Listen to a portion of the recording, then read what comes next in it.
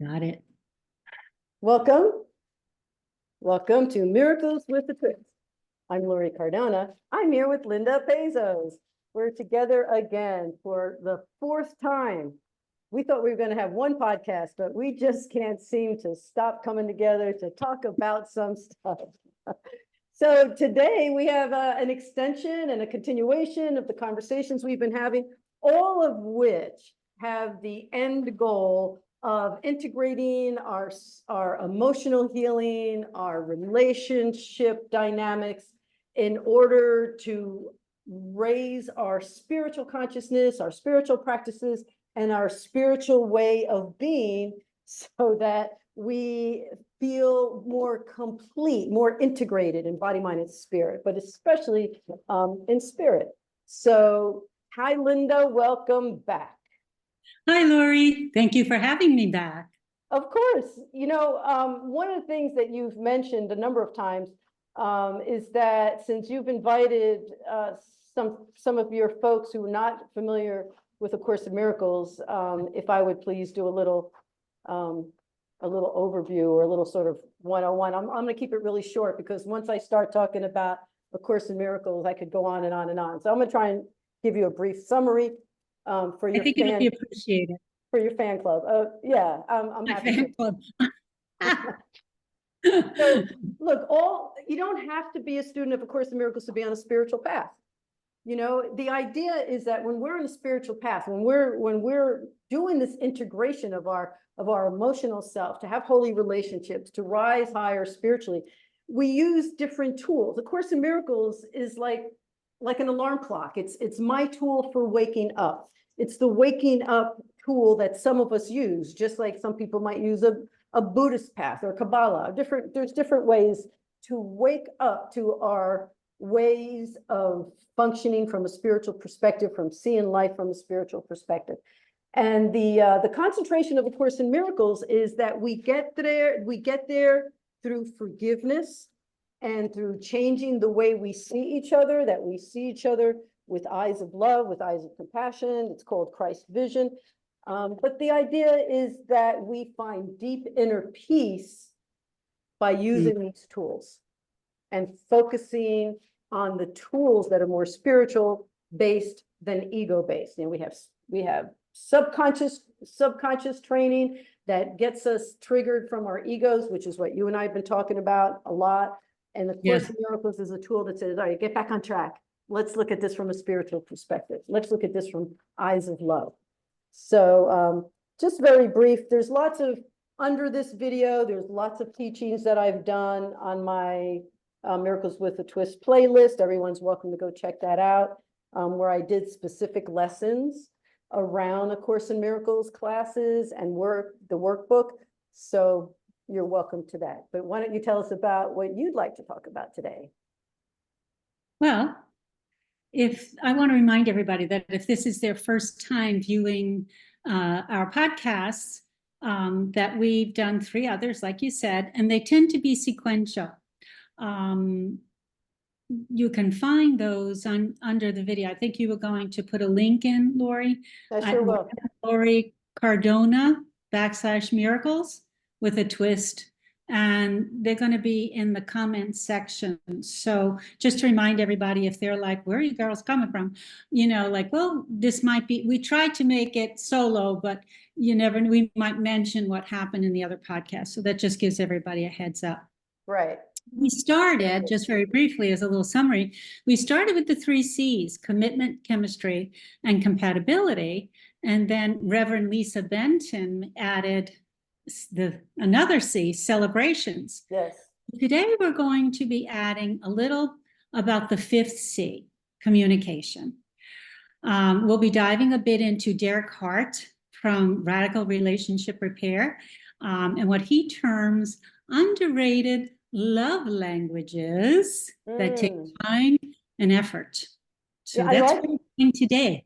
Okay, I like that because I've always thought there was more to communication than just the 5 love languages, and I like the idea of expanding beyond that, you know, people will often ask me, oh, so what's your love language? And I go into this whole big thing about how I kind of find that as they were written by, I think it was like Gary Chapman back in 1992, I felt like they were kind of limiting, and they might even be limiting for a time or depending on the dynamics between you and another person. So yeah, and they were quality time, physical touch, gifts, acts of service, and words of affirmation. Mhm. So you're gonna tell us more about that, this expanded or underrated love languages.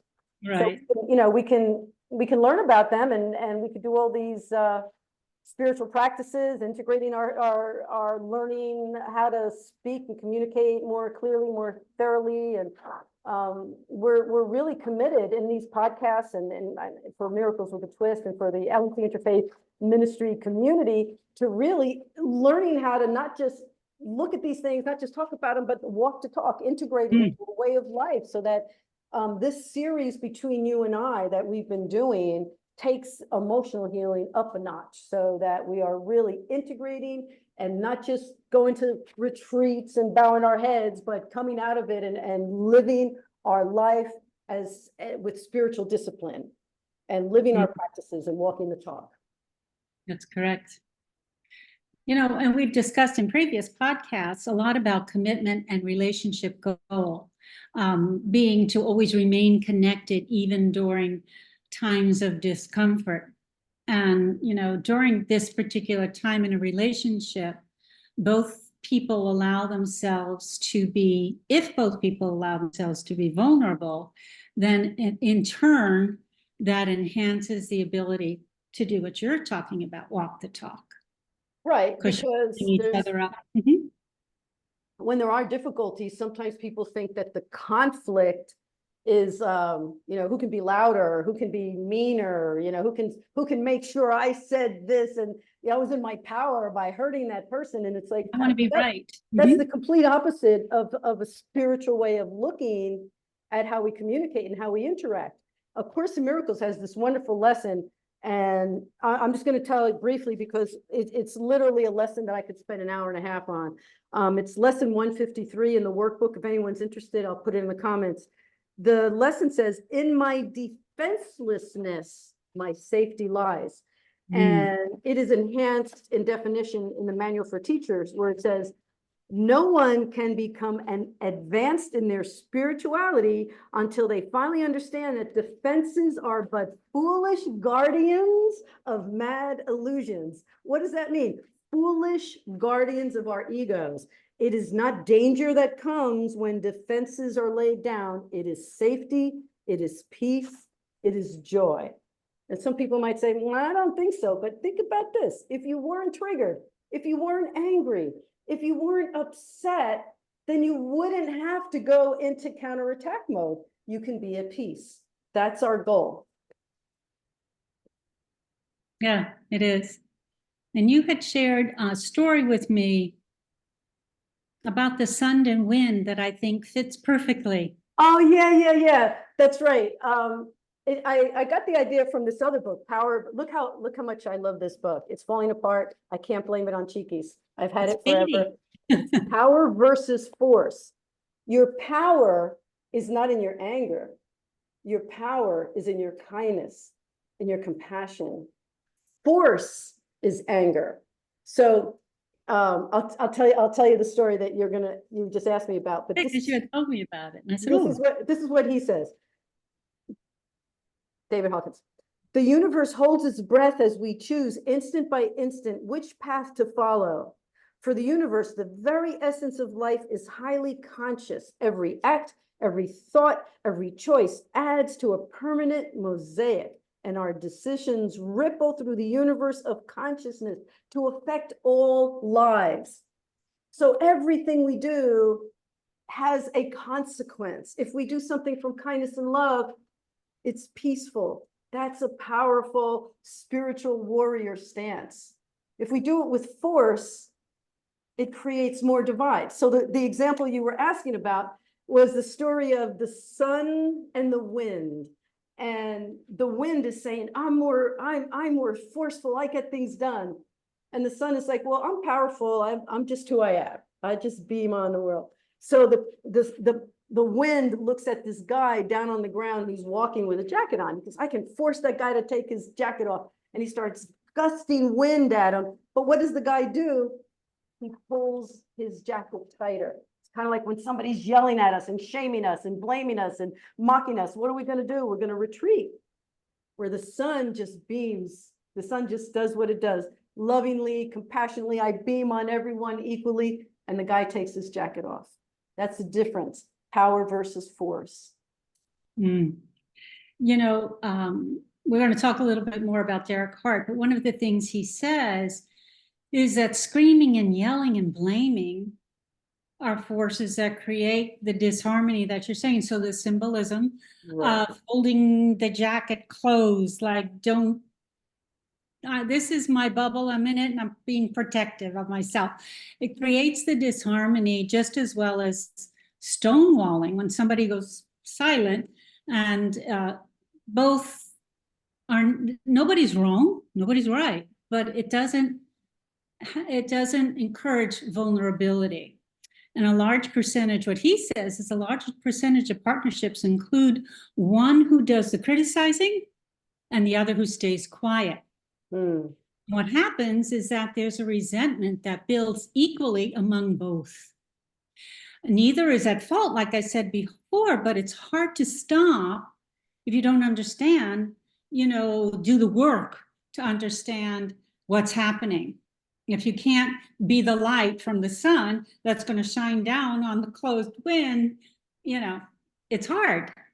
Every moment the criticizer criticizes and the receiver stays silent, the issue becomes compounded. And both, like we said before, must become and show that compassion and vulnerability. You know, for example, saying I'm sorry, but what are you sorry for? I don't know the best way to talk to you, so I will be heard. And a lot of what I say pushes you away, and I'm sorry. There's a difference about being accountable for your behavior and expressing that apology through what your behavior is, you know, or the other person, you know, the silent one, the one in the jacket, you know, it's really scary, you know, I think about it. It's really scary that my feelings just got hurt. And it feels like I will hurt more and cause more conflict with you. So my silence increases your frustration. And I'm sorry about that too. Yeah, there's several elements to a true sincere apology really can touch your heart, you know, if it's really true and sincere. But if you're being yelled at, it's hard to even, you know, the apology might come off like something that's not sincere. So it has to come from a soft, kind, calm place when it's real and it's true and it's authentic. Two people are connecting heart to heart. And there's a question and an answer from the Sufi tradition.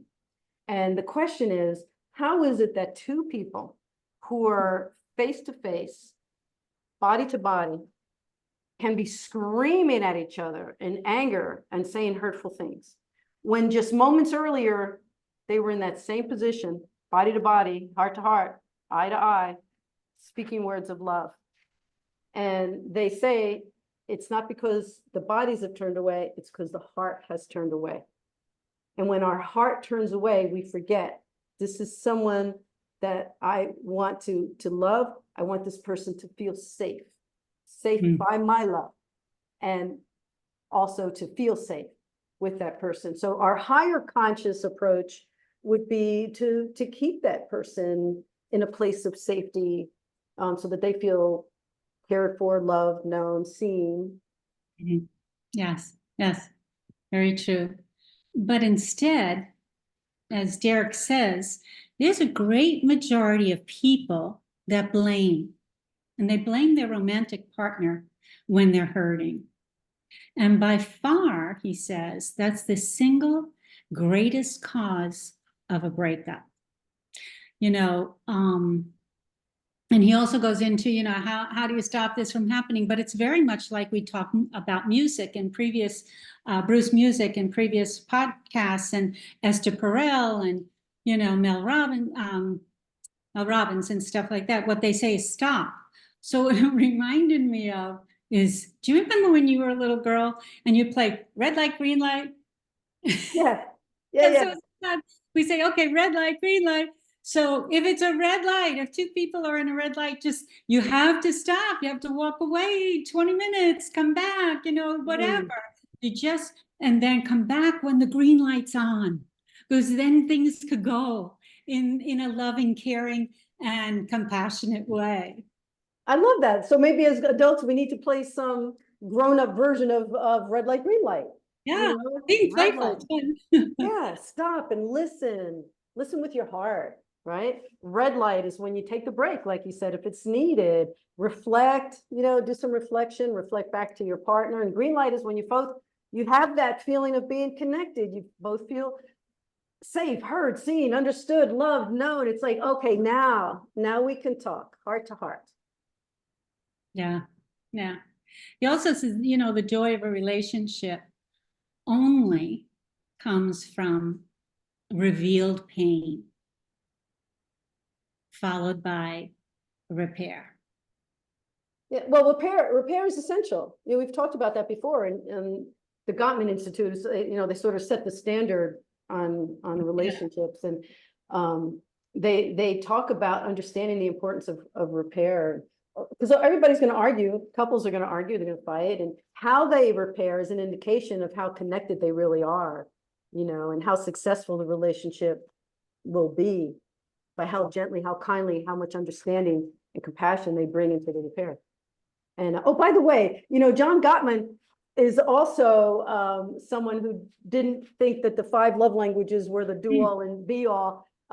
He thought that he had some doubts about whether or not they were really the correct definition of how people communicate. And he doubted whether it was ideal or that anyone even had just one love language. So he agreed with me with that. And I agreed with him on that. Not that we had a discussion about it, but I agree with his take on it. So I'm interested to know what these extensions or underrated love languages are. Yeah, yeah. Underrated love languages. And they require more time, attention, and effort. So one of the first ones he talks about is consistency. Actions over words, not just talking, but do the behaviors match the words? Can you depend on your partner? Is your partner reliable? Do we consistently present to each other, during our ups and downs, which is what you were talking about, being defenselessness, right?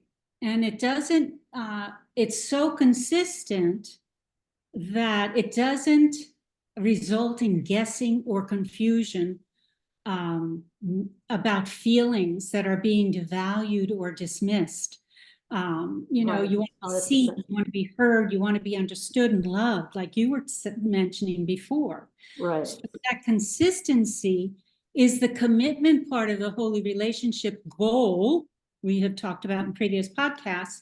And when that is developed, it equals trust, because trust doesn't happen. Trust happens over time. And he says these sorts of things are under consistency. And this is, you get commitment and trust from that. You mentioned inconsistency. That's like yet another C. That's a 6 C. Yeah, there we go. I think we got 6 now. I keep looking away because my puppy never knew it was such an important letter. Right, it sure is. And Cheekies. Cheekies is another one. Cheekies is a C. My puppy, Cheekies. She keeps looking for attention, which is why I keep looking away and trying to pet her. Anyway, in the manual for teachers section of A Course in Miracles, there's something in there that talks about the fact that everyone we meet, we were meant to meet. There was no accidents.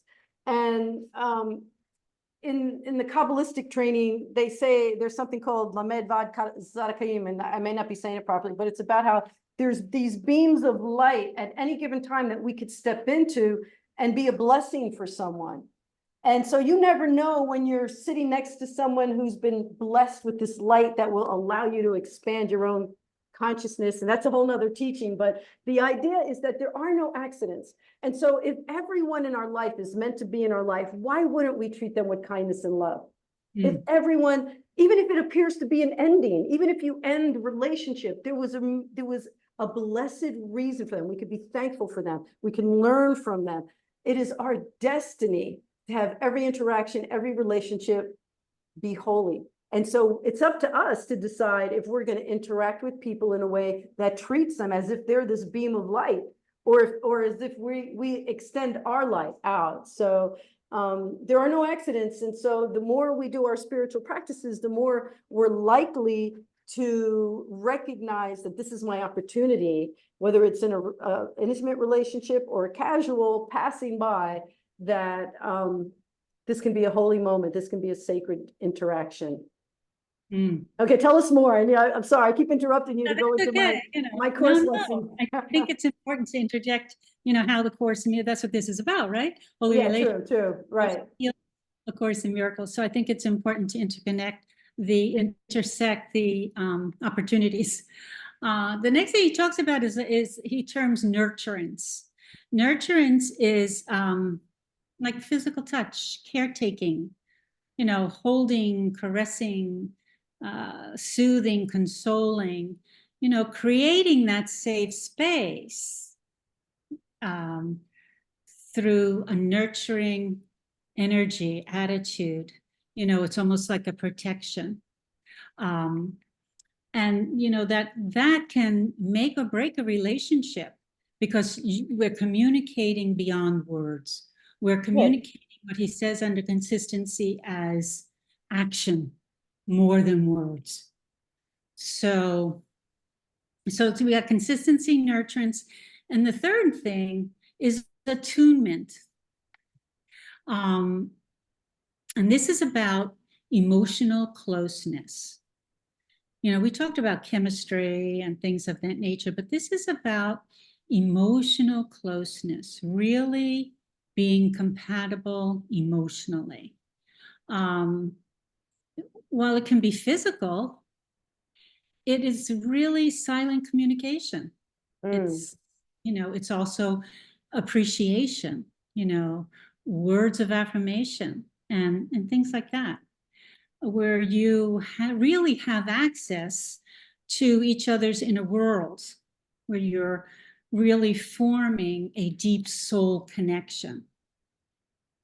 It's when you really know somebody, you can just glance across the room and you know whether they're feeling connected or disconnected. Well, energy, when you first meet somebody, what did they say? 14 seconds, 14 seconds, because the energy shared between two human beings is immediate. And so you feel safe. What he says about this is attunement. You're self-aware and insightful about your partner, and you feel safe in each other's energy, being present, not fubbing. What's fubbing? Here's your new vocabulary word from the teacher. Urban Dictionary. PHUBBING. It's paying attention to social media. Cell phone, iPhone, iPads, your computer, whatever, while you're with your partner. You said something earlier about knowing your partner's inner world. And that's also sort of a Gottman thing. John Gottman seems to be favoring into this discussion. But he talks about the importance, and that's integrated with communication and the languages of love also. He talks about creating a love map with your partner, which is really getting to know their inner world. What you were saying, those specialty questions that are designed just for partners, and exercises and games that you can play. learning about their past, learning about all different styles, ways of being, even the culture, you know, ethnicity and how that relates to who they are and how they are in the world. And so that you begin to understand them beyond just those, that chemistry, you know, when you really get deeper into knowing someone and being with someone later down the road, when the things start to fade or, you know, those moments of discomfort come up, that you really get to know who they are so that you can treat them as someone who has navigated their inner world and can continue to do so mutually. Yeah, that builds that sense of security and trust. You know, Esther Perel has a game. Actually, I have it. We played it on Easter when we had that brunch for friends, and my son was here. Yeah, your son was there. We were careful about it. We brought these cards out and we were just asking each other just different questions, and it gave us an opportunity just to talk beyond the weather. Right. How's your day? Right. You know, they did deep. Do you have some examples of some? Yeah. Oh, wait a second. The box is underneath here. Hold on. I have to move you a sec. Let me move. I'm sorry. Okay. So where should we begin? Well, why don't you ask some of the couple questions, some of the intimate questions that you would ask in the couple? You want me to do the what she calls the sex questions? Sure. Yeah. Why not? They're good. Monogamy is, wait, is the, oh yeah. See, they have pink triangles on the bottom. So if they have a pink triangle, you want to make sure what audience you're asking these questions for. My sex life was never the same after. Fill in the blank. Yeah. When it comes to initiating sex, I prefer, I'll never forget the time I was seduced by, and the most scandalous photo that could leak of me. My most persistent sexual fantasy is, and in my family, sex is. So, I mean, these aren't just questions you would think of asking your partner. You might say, you know, like, you know, what is your greatest fear, right? That would be a what's your favorite flavor? Chocolate, vanilla, strawberry, whatever. But these types of questions really dig deeper. Right. And they kind of require some detail in answering. So you could imagine what? The wildest sexual situation I've ever been a part of. Yeah, so you know the different levels of questions that you have, because the ones we asked in front of your son were very safe. Those had this half moon on it. They were like, the last time I got unreasonably upset. Okay. Let's see, I'm just gonna, my guilty pleasure is, I'll never forget about the time I lied to. Ooh. If I could change something about the way I was raised, it would be a story I've told one too many times. So these were like, the last time I did something generous for someone. These are like general questions, but still, you stop and think about these questions. Would you just think of them? Well, it takes us back to the willingness to be vulnerable with another person, to answer those questions truthfully and honestly. Right. And that actually is the next overrated love languages that require time and effort, is vulnerability, openly and honestly sharing your deep thoughts. And I think questions like this are an open opportunity to do things like that in a safe environment. When my son was answering the questions that day, I was like, I didn't know that, you know? Right. The vulnerability, the ability to express, you know, your wants and needs. When you put your guard down, you put the walls down, and you really just talk about what you need in a situation, even if it's, you know, a little uncomfortable, you know. Well, that's the idea when you're being vulnerable, you're a little uncomfortable.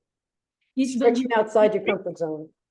You take that risk in sharing feelings, whether it's about the present moment, what's going on, or the past, or, you know, what about the feelings of the future? You know, and his last thing, one of my favorites. You're gonna laugh at me. It's foreplay. Now, before all of our viewers get their minds rolling, so let me just draw you back here for a second. Foreplay is not always a precursor to sexual intimacy. No, it's not. But it truly is the daily attention partners share that keep the commitment, chemistry, and connection strong. You flirt, you tease each other, like you did when you first wanted to get to know each other and wanted to attract the person, right? Yeah. You're playful. You have some playful tension in the relationship. It creates arousal. And then it's a showing of desire. And let's face it, everything needs variety. You need a variety that's physical, it's emotional, intellectual, experiential, and spiritual. Yes. You know, as couples evolve, especially into long-term relationships, things can very easily get stagnant. One of the couples we know always post their pictures on Facebook about their date night. I love it. Yeah. It's fabulous. But it's things like that that keep the mundane of everyday life going in a relationship. Right. And you said something, things change over time, and you want to keep the crispness. A Course in Miracles in chapter 17, there's a line in there that says, don't focus on the frame. And so many times we focus on the externals, especially when we were younger. You know, we went through who we thought was the more attractive person versus perhaps the person with the more internal substance, you know, but the frame can also be behavior, but, you know, looking at a person's behavior, and getting to know a person goes beyond just the frame, just what the outside, not, you know, we have to go beyond the surface, you know, it's like the Titanic sank because it just saw that little thing above the surface, you know, but what's below the surface is really the substance of a person and the substance of who we are. It takes time to get to know that. Takes time to really dig deep into each other's true way of being, authentic self. So when we get to that part, we can then answer those questions and feel safe with the other person and grow with another person, and understanding that it's the true self that we're coming to know, not just what's on the surface or being on our best behavior. No, right, because we tend to put our best foot forward when we're first meeting someone and getting to know someone.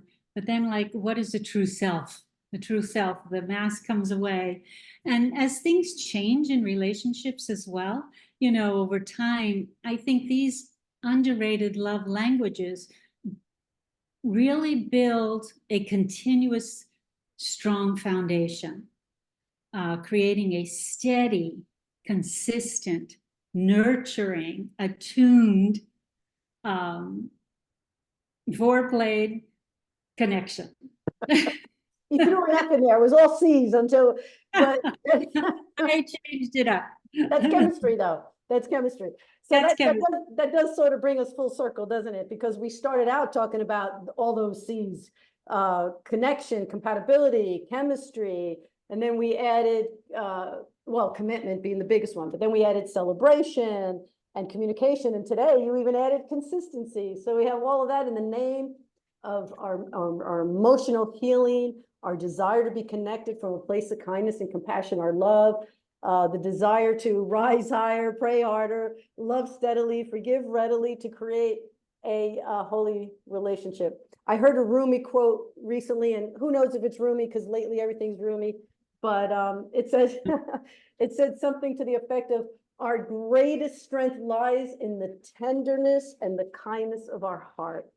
And so we can choose at any given time and under any given circumstance, and even in conflict, which is another C, we can choose to be understanding, compassionate, and instead of perceiving of an attack to be counterattacking, to be loving and compassionate, to pull out the power of our spiritual warrior self and know what we've come to know about a person and their true self, and to address them and to do our to address them from a place of kindness and compassion. So we do in our spiritual work by asserting our spiritual discipline, and those perceived problems can be considered stepping stones toward our true inner spiritual strength, so that we can then have authentic, loving relationships. So thank you. Thank you for this discussion, for teaching us about the underrated love languages, and for yet another interesting conversation. And is there anything else you'd like to say before we wrap it up? No, thank you for having me once again. It's always a wonderful time.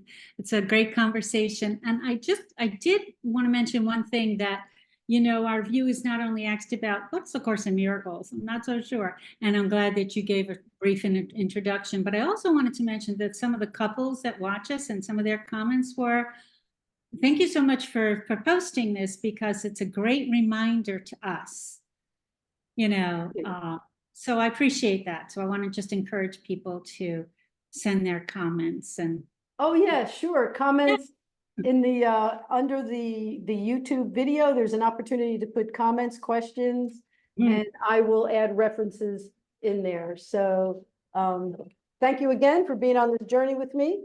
God bless you. And thank you. let me know what else you want to talk about, and we'll see you We'll think of something. I know. All right. Bye-bye. Take care for now. Bye for now. Bye, everybody. Bye.